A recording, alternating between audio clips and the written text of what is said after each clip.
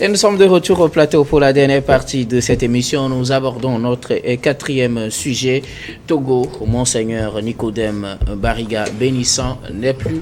L'information a été rendue publique ce dimanche par la conférence épiscopale du Togo qui annonçait donc le décès de l'homme suite à une courte maladie. Monseigneur Nicodème Bariga bénissant, on l'a connu dans plusieurs dossiers au Togo, d'abord en tant que prêtre, archevêque du haut, je pense que c'est son plus gros grade, archevêque, métropolitain de Lomé, mais aussi il a été, pour la récente histoire, impliqué dans la CVJR, il a conduit ses travaux et avec sa fameuse déclaration, j'ai fait ma part et appelé tout le monde à faire sa part. L'homme s'en va et on retient beaucoup de choses de lui. Nous en parlons sur ce plateau. La parole est à qui veut commencer? Gabin veut commencer. Décidément. On va faire honneur aux plus jeunes. Alors, Gabin veut commencer. Ouais. Monseigneur Nicodème Bariga n'est plus. Vous en parliez déjà en début d'émission. C'était l'émotion depuis hier avec cette information qui a été donnée par la conférence épiscopale. Oui. Jusqu'à avant la sortie de la déclaration du CET, la conférence épiscopale du Togo, moi je n'y croyais pas. J'ai mis d'énormes doutes malgré le fait que j'ai eu des informations venant de sources familiales d'un certain Bariga. Et après la déclaration du conseil épiscopal du Togo, je me suis dit qu'est-ce qui s'est passé? C'est vrai, beaucoup de personnes, une infime partie de la population savait que le monsieur était un peu souffrant et il traînait une maladie. C'était difficile de pouvoir s'en sortir. Ceux qui ont été au pèlerinage de Corvier la dernière fois auraient pu le remarquer. Il n'était plus comme il a toujours été. Mais on ne pouvait pas imaginer qu'un homme comme Monseigneur Nicodème Bariga bénissant peut nous laisser en si bon chemin. D'autant plus que beaucoup de catholiques ne sont pas encore arrivés à digérer le départ de Monseigneur Podro. Et Bariga qui prenait quand même cette église-là de bout en bout, il faut le dire. Moi, c'est le premier Monseigneur. Quand tu veux le voir, il est disponible à chaque moment. Tant qu'il est à son bureau, tu ne vas pas faire de demande d'audience et autres. Là, tu ne remplis aucune fiche avant de le voir. Et à chaque moment que tu lui poses un problème, il arrive toujours à trouver les mots justes. Il se comporte comme... il se rabaisse pratiquement à ton niveau pour mieux comprendre ton problème et arriver à te trouver une solution. Et pas que de solutions verbales, pas que des paroles. Il arrive quand même à aider les gens d'une certaine manière, pécuniaire et autres. Là, c'est quelqu'un qui est toujours disponible. Moi, c'est que j'ai de la peine à accepter son départ parce que c'est quelqu'un, je l'ai croisé 2-3 fois. J'ai eu à discuter avec lui 5, 7, 10 minutes et ses paroles sont toujours restées dans ma tête. On peut dire que ça a été un monseigneur assez complet, puisqu'il faisait de tout. C'était un génie. Côté intelligence, tout le monde le sait, il est très intelligent. Et c'était non seulement un prêtre, un archevêque métropolitain, mais aussi c'était un dramaturge, c'était un artiste chanteur, un écrivain. Donc c'était un homme complet. Et quand on l'a appelé pour la CVJR, dans une situation qui était vraiment, vraiment délicate, il a accepté. Prendre son bâton de pèlerin et aider les Togolais à se réconcilier. Et il a si bien le faire. Il n'a incriminé aucune partie. Il a traité ce problème avec tact. Il a géré la CVJR avec tact. Il a pondu son livre blanc. Et certaines recommandations qu'il avait émises continuent pas à travailler, notamment avec la mise en place du H-Crown qui continue pas à dédommager les gens. Comme lui-même il avait si bien le dire, fais ta part, lui, il a fait sa part. il a apporté sa pierre à la construction de l'édifice togolais. Et nous, Togolais, nous devons apprendre à marcher dans les pas de ce grand homme que fut Monseigneur Nicodème Bariga Bénissant, de qui nous parlons aujourd'hui au passé. À 61 ans, il était très jeune pour nous laisser comme ça, mais on ne peut rien, comme nous le disons nous chrétiens, devant la volonté du Seigneur. Et pour tout chrétien, je ne suis pas prêtre, mais la mort est une nouvelle vie en Christ. Et je suis sûr que là où il est beaucoup plus en paix que nous. Nous ne pouvons que prier pour le repos de son âme. Mais humainement, c'est très difficile à supporter. Et il faut reconnaître que le Togo a perdu un grand homme, un homme affable, un homme simple, un homme doux, un homme qui est en même temps rigoureux et sincère, un homme qui accepte tout le monde, un homme très adorable. Et ça se ressent même dans sa voix. Quand il parle, tu sens que c'est quelqu'un qui est très aimable, sympathique, et on ne peut que dire paix à son âme, et que il continue de là-haut à prier pour le Togo comme il a toujours su le faire. Merci beaucoup à vous, Gabin Adjaro. Alors, Kokuya Baili Abassa, vous voulez aussi la parole, c'est maintenant votre tour. C'est bon. Monseigneur Bariga n'est plus. L'information, comme je le disais, a été donnée ce dimanche 4 août par la conférence épiscopale du Togo qui informait donc les prêtres, toute la communauté chrétienne, donc de cette disparition. Permettez-moi de rendre hommage à un grand homme. Pas qu'un pasteur, un prêtre, mais c'est un diplomate hors pair. Et je vais le rappeler plus, mais c'est un grand artiste que, si vous me permettez, fredonner l'une de ses chansons qu'il aime bien chanter, disant vous avez une belle voix. Ma vie c'est le Christ et son évangile, je veux être à lui, être son ami, je lui donne ma vie et tout ce je suis, car il m'a aimé, il m'a racheté. Ô Seigneur, accueille-moi, car tu es mon roi, oh joie d'être toujours à toi. Ô Seigneur, accueille-moi.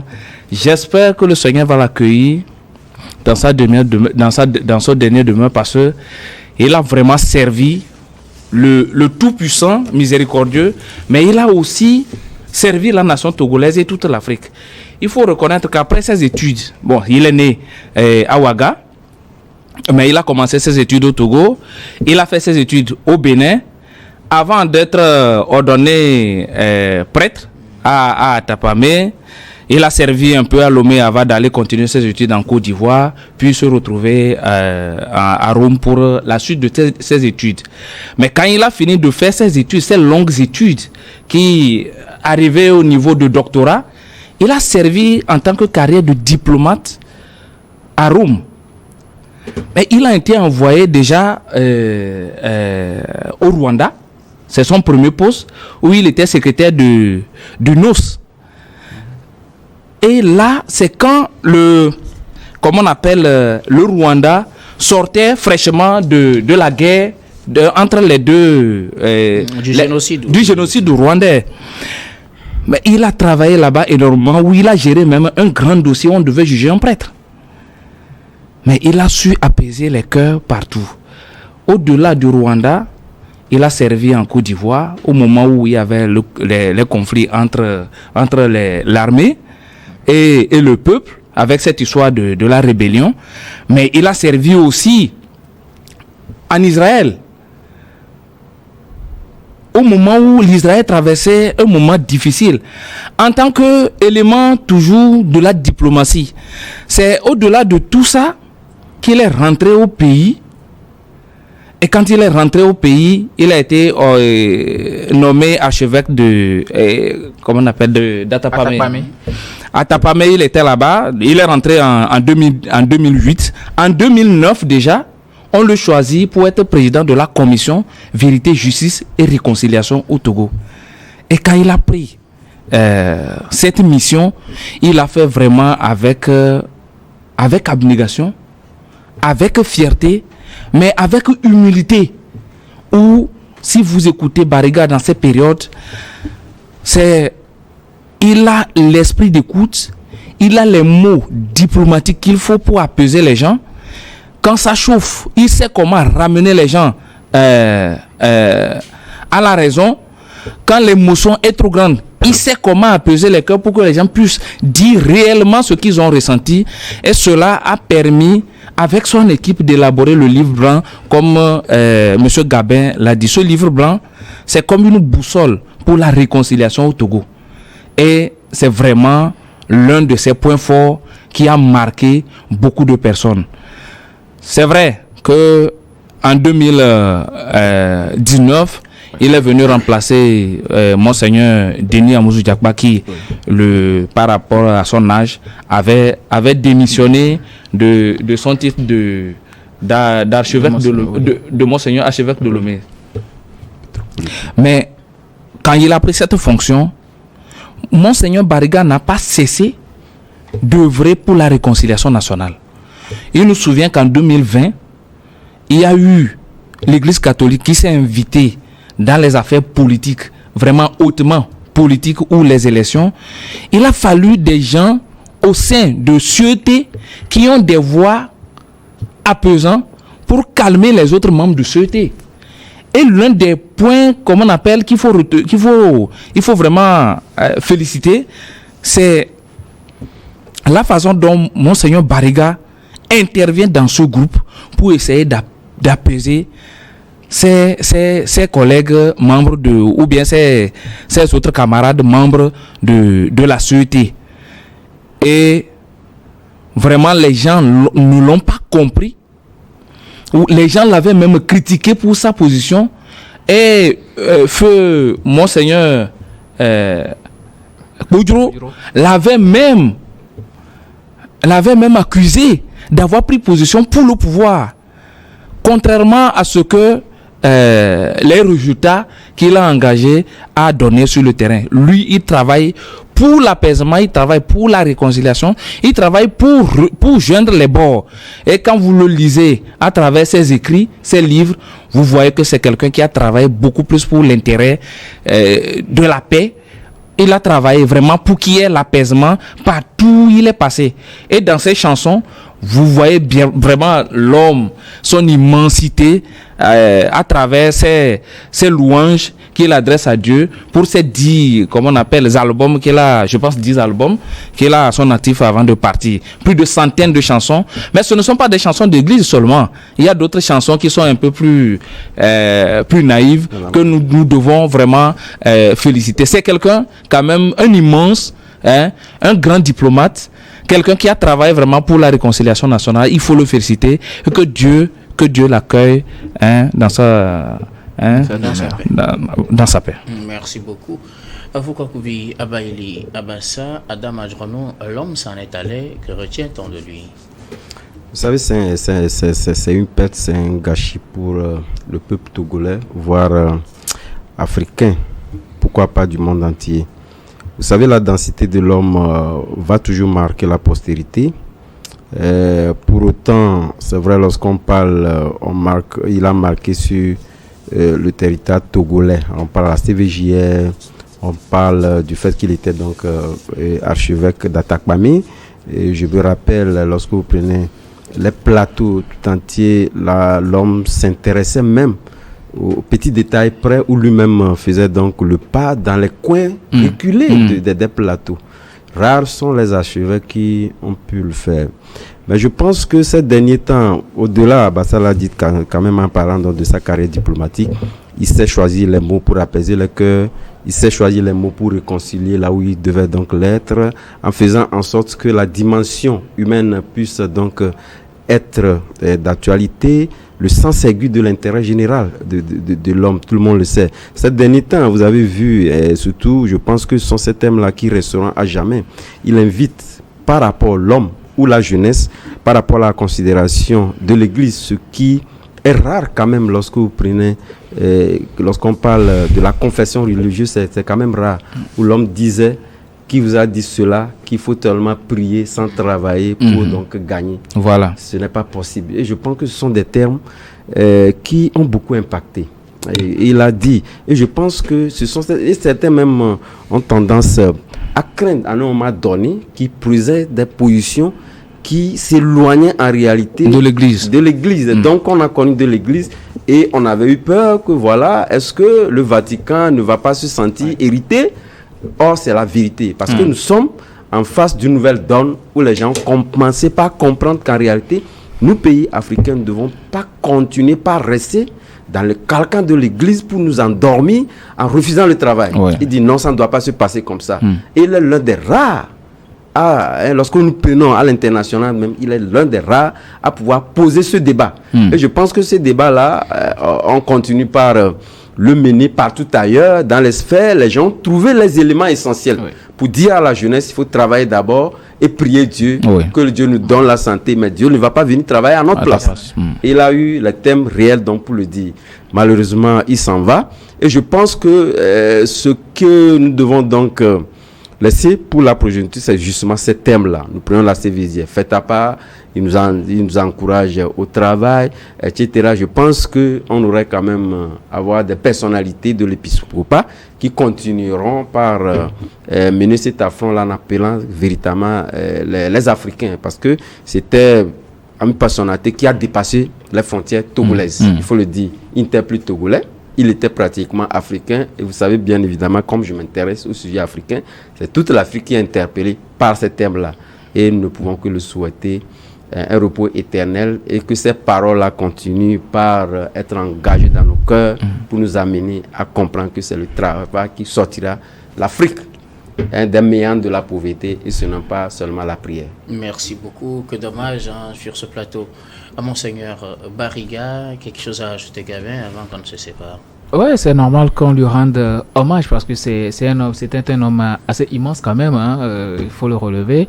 Et malheureusement, Alomé n'a eu qu'à travailler que pendant 4 ans comme archevêque métropolitain, puisqu'il a été choisi en 2019. Donc après il y a eu la période Covid et tout, donc véritablement il n'a pas bien joué son rôle comme il le voulait, mais chacun doit pouvoir, puisqu'il y a les bandes, chacun doit se remémorer et écouter encore les bandes émises par Monseigneur Nicodème Bariga Bénisson pour apprendre, parce que c'est un homme, à chaque moment qu'il parle, on apprend.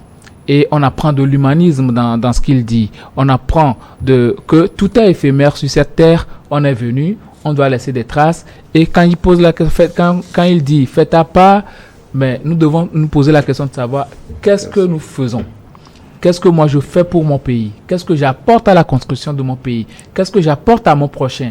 Est-ce que j'aime mon prochain? Qu'est-ce que je donne comme preuve d'amour à mon prochain pour que demain, quand je vais partir, que les témoignages fussent de partout et que je puisse reposer en paix.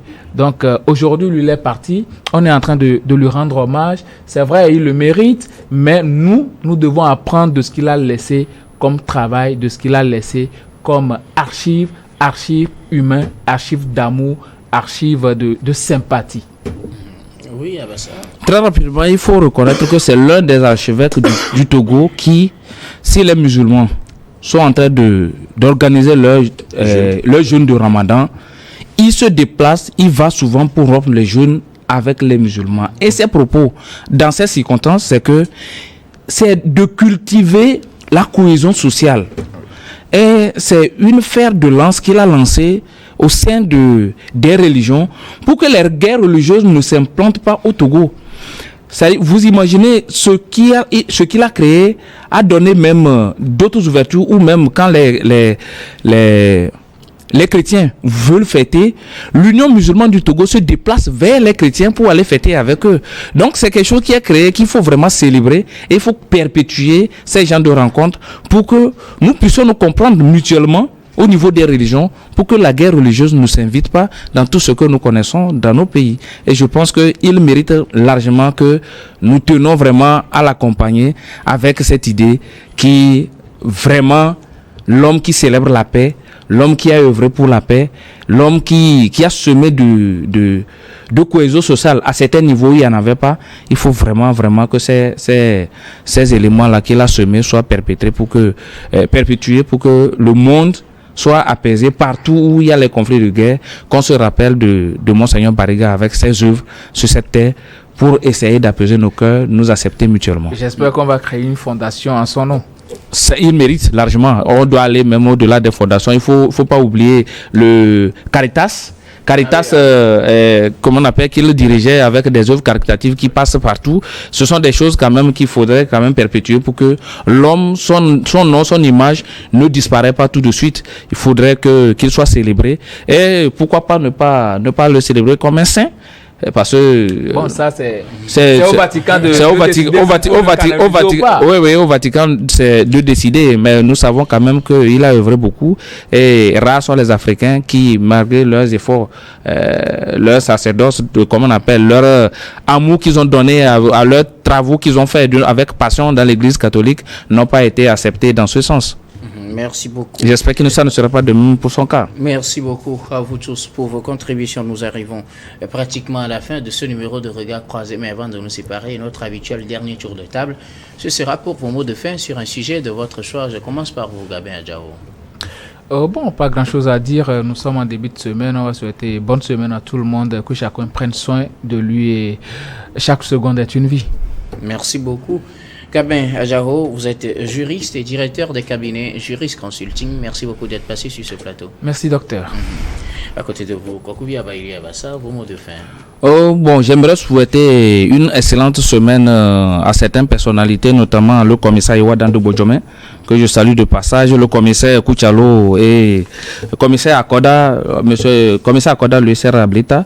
Nous envoyons nos coucous. Ils nous suivent et ils réagissent souvent. Par rapport à nos interventions, j'aimerais vraiment les féliciter, les encourager à nous suivre davantage. Merci beaucoup. Kokubi Abaïli Abassa, vous êtes économiste et analyste politique. Merci d'être passé sur ce plateau. Un plaisir toujours. Notre troisième invité, Adam Adjorno, vos mots de fin. Oui, mes mots de fin, je les adresse à la communauté d'Ogou, d'Anié et de l'Est-Mono qui ont marqué un point fort. Vous savez, ça ne sert à rien de crier réconciliation quand nous avons des éléments coutumiers qui peuvent donc nous rassembler, mais dont nous ne posons pas des actes. Depuis très longtemps, la fête Idonchu, qui est la célébration des Ignames, dans les plateaux, notamment dans ces 3 préfectures. Mais vous constaterez que ces 3 préfectures qui ont en commun une seule fête, ne fêtaient pas le passé séparément. C'est la fête des Ignames, c'est la même préfecture, mais je pense que chacun a pu se départir de cette division-là et ils sont attendus. Et cette année, c'est un acte fort qui a été donc célébré par les 3 préfectures dans l'Est-Mono. Précisément, j'ignore un peu la localité qui l'ont marqué. Et c'était toute la population de ces 3 préfectures-là qui sont rassemblés pour fêter cette fête-là. Moi, je pense que c'est un acte fort de réconciliation qui a été posé. Et nous aimerions quand même que les autres localités puissent en faire de même. Parce que je pense que lorsque vous prenez les accoucheurs à Kébou, longtemps, ça a été donc initié parce que ces 3 préfectures également ont en partage le Foniou. Oui, au Vazou. Et je pense que c'est ce qui a été fait avec les communautés à Ogou, Agné et Lavagnon. Je pense que d'autres également le feront pour que cette union-là, puisque c'est déjà, pourquoi je parle d'acte fort? Parce que très longtemps, lorsque vous prenez cette fête, même dans l'Ogou, c'était déjà des divisions, des querelles, etc. Mais aujourd'hui, c'est toutes les communautés qui sont rassemblées. Je pense que le ministre Acha, qui a été l'envoyé spécial du chef de l'État, a eu les mots forts pour l'exprimer et en appelant les Togolais à aller dans ce sens-là. Donc je les félicite et j'invite les autres communautés qui ont en partage les autres fêtes à faire de même et à fédérer ces énergies-là pour que cette réconciliation-là soit effective. Merci beaucoup. À vous, Adam Adjorno, journaliste et directeur de publication de Vision d'Afrique. Merci d'être passé sur ce plateau. C'est moi. Disons également merci à toutes les équipes techniques et rédactionnelles qui nous ont aidés à préparer et à présenter cette émission. Merci à Komlagan Messi à la réalisation, à Seigneur Wampa à la diffusion et à Stéphane Kouonou à la caméra. Merci également, surtout à vous, très chers téléspectateurs, de nous avoir suivis. C'est la fin de ce numéro de Regard Croisé et du programme du soir de ce jour. Je vous retrouve demain avec le même plaisir pour un autre numéro.